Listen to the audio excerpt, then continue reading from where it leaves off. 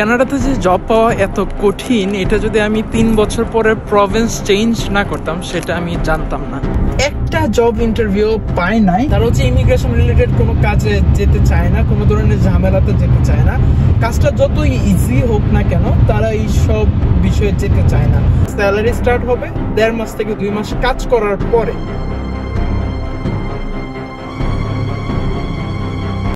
So আমি যখন কানাডাতে আসি, আমি টরন্টোতে ছিলাম। টরন্টো থেকে যেহেতু এখন নোভা স্কশিয়াতে মুভ করছি, যেখানে পিআরটা সবচেয়ে ইজি, এখানে আসার পর আমি দেখতে পাচ্ছি যে জবের যে সিচুয়েশনটা 1.5 মাস 2 মাস 3 মাস হয়ে যাচ্ছে, অনেকে জব পাচ্ছে না। সো আজকের এই ভিডিওতে কথা বলবো আমার জব নিয়ে, যে জবের সিচুয়েশনটা কি। আমার আগের ভিডিওটা যারা দেখেছেন তারা হয়তো ইন ডিটেলসে ওই ভিডিও থেকে জানতে পারছেন আমি নোভা স্কশিয়াতে আসছি। এখন হচ্ছে জব নিয়ে কথা। আমি নোভা স্কশিয়াতে আসার পরে প্রথম 20 দিনে 10টা জব ইন্টারভিউ পাই। সো আমার সাথে হচ্ছে আরো 3 জনের মতো মুভ করছে নোভা স্কশিয়াতে। লাইক আমার সাথে মুভ করে নাই, আমার চেনা জানার মধ্যে আরো 3 জন মুভ করছে। কেউ কেউ এমনও আছে যারা হচ্ছে একটা জব ইন্টারভিউ পায় নাই এই 1 থেকে 1.5 মাসের ভিতরে। যেই জবটাতে হচ্ছে পিআর হবে, আমরা ওই জবটাকেই বেশি প্রায়োরিটি দিব। সো আমি হচ্ছে এই কার্ডটা ইউজ করলে এইটা খুলবে।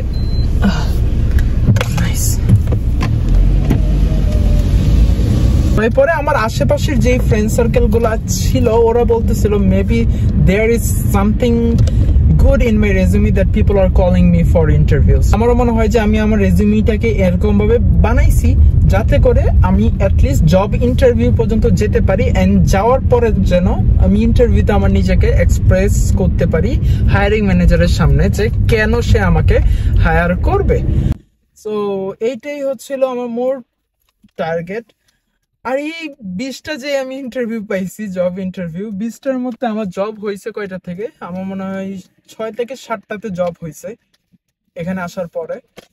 7টা জবের মধ্যেও জবগুলো কি টাইপের, কানাডাতে সবচেয়ে বড় যে আইটি কোম্পানিগুলো আছে বা সিম কোম্পানিগুলো আছে সেগুলো হচ্ছে টেলাস, রজার্স, ওরা।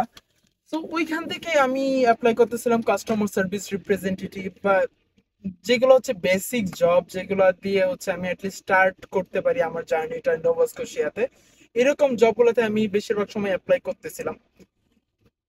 বাট ইন্টারভিউতে যাওয়ার পরে যেটা জানা যায় যে ওদের কিছু কিছু কোম্পানির স্যালারি স্টার্ট হবে 1.5 মাস থেকে 2 মাস কাজ করার পরে। প্রথম 2 মাস ওরা আমাকে টাকা দিবে হচ্ছে আমি কি পরিমাণ সেলস করতে পারি ওই সেলস এর উপর ডিপেন্ড করে, মানে হচ্ছে কমিশন বেসড। লাইক আমি যেই টাকা সেল করব এর মধ্যে থেকে 20% কমিশন আমাকে দেওয়া হবে, ওই কমিশনটাই হচ্ছে আমি পাবো, আমার কোনো বেস স্যালারি থাকবে না। কিন্তু আমার মাথায় তো চলতেছে যে আমার তো সার্ভাইভ করতে হবে। আমি যে 2 মাস এখানে কাজ করব, আমার যাতায়াতের খরচ আছে, আমার থাকা খাওয়ার খরচ আছে, এরপরে ওইখানে আমি টাইম দিব, ওই টাইমের ভিতরে আমি একটা জবে, নতুন জবেও অ্যাপ্লাই করতে পারবো না। তো এই সব কিছু চিন্তা করে যেটা মনে হইলো যে ওই জবগুলা করা যাবে না। যদিও ওরা হচ্ছে আমাকে ডাকছে যে হ্যাঁ তোমার ইন্টারভিউতে তুমি কোয়ালিফাই করছো, তুমি জয়েন করতে পারবে আমাদের টিমে, বাট আমার মনে হয় না যে আমি সব জবে কাজ করাটা আমার উচিত হবে। সো এই 20টার মধ্যে প্রায় বলা যায় যে 10টা কোম্পানি ছিল যেটা হচ্ছে কমিশন বেসড, যেই জাস্ট কমিশন দিবে, কোনো স্যালারি দিবে না। আর কিছু কিছু কোম্পানি স্যালারি দিবে বাট শুরু করবে হলো কত 1 মাস 1.5 মাস কাজ করার পরে। সো আমার মনে হইলো যে এরকম হচ্ছে না, লাইক এভাবে তো জব করলে হবে না, বা এরকম জবগুলোতে অ্যাপ্লাই করলে হবে না। দেন হচ্ছে আমি আমার জব খোঁজার যেই ইয়াটা ছিল, যেই আমি পার্টিকুলারলি যেভাবে আমি খুঁজতেছিলাম ওই টেন্ডেন্সিটাকে আমি চেঞ্জ করি বলতে আমি কি চেঞ্জ করি সেটা হচ্ছে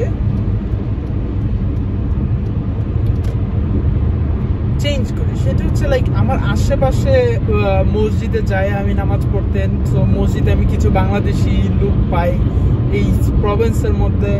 এরপরে হচ্ছে আমরা কয়েকদিন ক্রিকেট খেলা হয়, ওইখানে আমি কিছু বাংলাদেশি ছেলে পাই যারা হচ্ছে এখানে পিআর এর জন্য কাজ করতেছে বা একটা কোম্পানির আন্ডারে কাজ করতেছে, সেটেল ডাউন, এরকম অনেকের সাথে দেখা হয়। সো এরকমই একজন বাংলাদেশি ছেলে হচ্ছে, ও বলতেছিল যে ওকে আমার পরিচিত একজনের কোম্পানিতে মনে হয় হায়ারিং চলতেছে, আমি ওই ছেলেটার সাথে তোমার ব্যাপারে কথা বলছিলাম, ও হচ্ছে হায়ারিং ম্যানেজারের ইমেল নাম্বার দিছে, তুমি যদি ওই হায়ারিং ম্যানেজারের ইমেল নাম্বারে একটা প্রফেশনাল ইমেল লিখে যদি রিকোয়েস্ট করো সেক্ষেত্রে হয়তো তোমাকে হায়ার করে ফেলতে পারে। তো যখনই আমি ওর ইমেলটা পাই সাথে সাথে হচ্ছে আমি ইমেলটা নিয়ে হচ্ছে একটা প্রফেশনাল একটা ইমেল লিখি ওই হায়ারিং ম্যানেজারের ইমেলে, প্লাস হচ্ছে আমার রেজিউমিটা ওই ইমেলের সাথে অ্যাটাচ করে সেন্ড করি।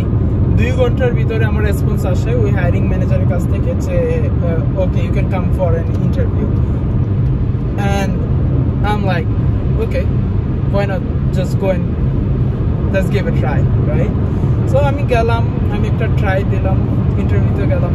যাওয়ার পরে হচ্ছে ওরা আমার আগের এক্সপিরিয়েন্সগুলো দেখে, আমি আগে কি কি কাজ করছি রিলেটেড অ্যাক্টগুলো দেখে দেন বললো যে ওকে তুমি হচ্ছে যে জয়েন করতে পারো, তুমি যদি চাও কালকে থেকে জয়েন করতে পারো, তুমি যদি চাও নেক্সট উইক থেকে জয়েন করতে পারো, 1 উইক টাইম নিয়ে।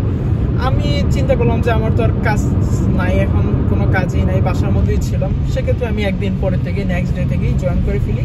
যত ধরনের ডকুমেন্ট ছিল সাইন টাইন করার, অফার লেটার সব কিছু হচ্ছে সাইন টাইন করে কাজে জয়েন করে ফেলি। আর এই কাজটা হচ্ছে এয়ারপোর্টের মধ্যে, এই জবটা যেটা পাই সেটা হচ্ছে ইন ডিমান্ড জবের আন্ডারে আছে বর্তমানে। সো ইন ডিমান্ড জবটা হচ্ছে পিএনপি বা অন্যান্য যে ক্যাটাগরি আছে ওই ক্যাটাগরি থেকেও ডিফারেন্ট। আমি হচ্ছে ইন ডিমান্ড ক্যাটাগরির আন্ডারে জবটা দেখলাম যে আছে, সেক্ষেত্রে আমি চিন্তা ভাবনা করলাম যে যদি এটা আমি কন্টিনিউ করি 1 বছর আমাকে কাজ করতে হবে, 1530 ঘন্টা আমাকে কাজের আওয়ার্সগুলো কমপ্লিট করতে হবে, দেন হচ্ছে আমি এই জবের আন্ডারে পিআর এর জন্য অ্যাপ্লাই করতে পারবো। আমি এখনো আমার এমপ্লয়ারের সাথে প্রপারলি কথা বলি নাই যে আমি যখন পিআর এর জন্য এই জবের আন্ডারে অ্যাপ্লাই করব, ওদের একটা সাপোর্ট লাগবে, ওদের একটা ফর্ম ফিল আপ করতে হবে আমার জন্য। ওই ফর্মটা কি ওরা সাপোর্ট করবে কিনা, আমি আরো কয়েকটা ইন্টারভিউর মধ্যে হচ্ছে এরকম বিষয় নিয়ে আমার পিআর এর যে আমি ওয়ার্ক পারমিটে আছি, আমি পিআর এর দিকে ফোকাস করতেছি, এই জিনিসগুলো নিয়ে কথা বলেছিলাম। যেহেতু আমি অলরেডি 10 থেকে 15টা ইন্টারভিউ দিয়েছি, ওইটা থেকে আমার যেই এক্সপিরিয়েন্স হয়েছে সেটা হচ্ছে নোভা স্কশিয়ার মধ্যে যেই কোম্পানিগুলো আছে তারা হচ্ছে কোম্পানির যেই ম্যানেজার বা ওনার্স যারা আছে তারা হচ্ছে একটু scared, they're a little bit scared of working with immigration. তারা হচ্ছে ইমিগ্রেশন রিলেটেড কোনো কাজে যেতে চায় না, কোনো ধরনের ঝামেলাতে যেতে চায় না, কাজটা যতই ইজি হোক না কেন তারা এই সব বিষয়ে যেতে চায় না।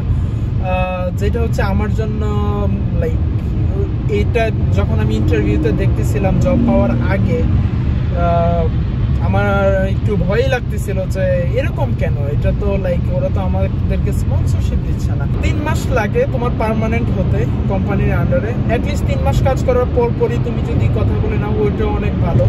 এটা কোনো ধরনের স্পন্সরশিপ না, এটা হচ্ছে এক ধরনের ইনকোয়ারি যেটা হচ্ছে ইমিগ্রেশন থেকে করবে যে আমি আদৌ এই কোম্পানির আন্ডারে কাজ করতেছি কি না। সো এতে করে ইমিগ্রেশন অফিসাররা জানতে পারবে যে হ্যাঁ আমি রিয়েলি কাজ করতেছি। সো এই যে জিনিসগুলো আছে ওভারঅল যে এত কিছু বললাম, ইনফরমেশন দিলাম, সবকিছু কিন্তু ইম্পর্টেন্ট। যারা হচ্ছে ইন ফিউচার বাংলাদেশ থেকে আসতেছে তাদের জন্য এটা অনেক ইম্পর্টেন্ট যে পিআর এর ক্ষেত্রে কি কি স্টেপস নিতে হয়। আমি নেক্সট কাল পরশুর ভিতরে আরেকটা ভিডিও বানাবো, যে ভিডিওতে আমি কথা বলবো হচ্ছে আমি কি রেজিউমিটা দিয়ে ইন্টারভিউতে যেতে পারতেছি। কারণ অনেক স্টুডেন্টস আমি দেখতেছি তারা কোনো ইন্টারভিউ পাচ্ছে না, লাইক যদি ইন্টারভিউ না পাই সেক্ষেত্রে জবটা কিভাবে হবে, রাইট?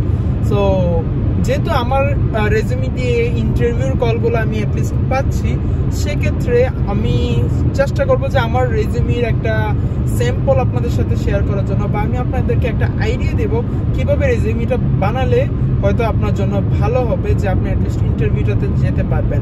এরপরে হচ্ছে বাকিটা হচ্ছে আপনার স্কিলের উপরে আপনি ইন্টারভিউতে কেমন করতেছেন, রাইট? সো আপনারা যদি চান যে ওই রেজিউমি রিলেটেড একটা ভিডিও বানাতে, সেক্ষেত্রে কমেন্ট সেকশনে আমাকে বলবেন যে yes we need a video about the resume, এরকম একটা কিছু আপনি যদি চান যে কমেন্ট করতে, সেক্ষেত্রে কমেন্ট করলে আমার জন্য ইজি হবে।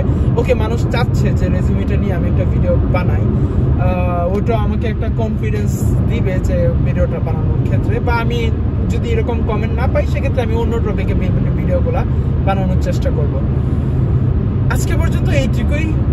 ইনফরমেশনগুলো আশা করি অনেক হাজার হাজার ইন্টারন্যাশনাল স্টুডেন্টসকে হেল্প করবে, যারা হচ্ছে কানাডাতে আছে, গ্রাজুয়েশন করবে, পিআর এর জন্য অ্যাপ্লাই করবে, পিআর নেবে ইনশাল্লাহ, সবাইকে হেল্প করবে। That's it. আশা করি চ্যানেলটাকে সাবস্ক্রাইব করে আপনারা সবাই সাথে থাকবেন। এরকম আরো অনেক ইনফরমেটিভ ভিডিও আমি বানাতে থাকবো বাংলাদেশি স্টুডেন্টসদের জন্য, যারা কানাডাতে আসতেছে, কানাডাতে আসছে, কানাডাতে আছে, এরকম স্টুডেন্টসদের জন্য সবাইকে হেল্প করার চেষ্টা করবো। সো আজকে পর্যন্ত এইটুকুই। See you in the next video. Till then, bye by.